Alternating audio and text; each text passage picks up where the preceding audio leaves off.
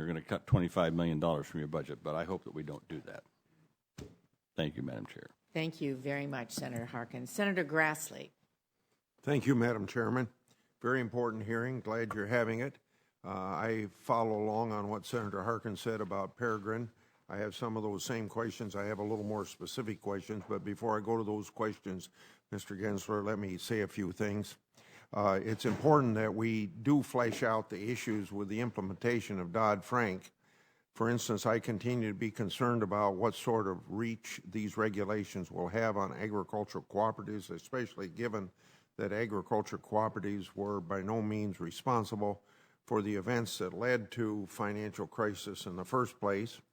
Our commodity markets are vital for our farmers, businesses, our economy. We must have confidence in our system. Farmers have utilized the commodity trading system for decades to help manage risk, but the confidence of farmers, investors, and other market participants is shaken. First MF Global, now we have Peregrine.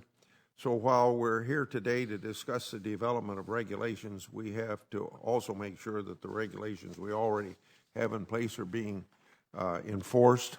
I know some people will always try to get around regulations, but both MF Global and Peregrine situations cause me concern that perhaps not everything is being done to ensure proper oversight of brokerage firms.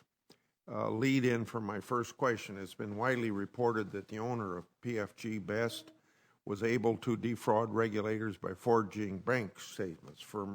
My first question is two-part, but I'll give you both parts of it. Isn't it a cornerstone of independent auditing for auditors to check with banking institutions as to what account balances are?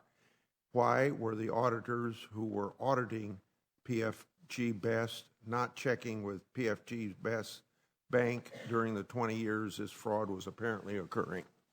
I appear here as the head of the Commodity Futures Trading Commission, not as an auditor, but I do understand that those are the cornerstones of confirmation, independent CPAs and the National Futures Association to do that. It appears here, and what we've alleged, is that there was deliberately dishonest and forged bank statements and also fake, bank addresses on these statements. That's what we've alleged, and in fact has been admitted in a note that was left when Mr. Wassendorf attempted to take his own life.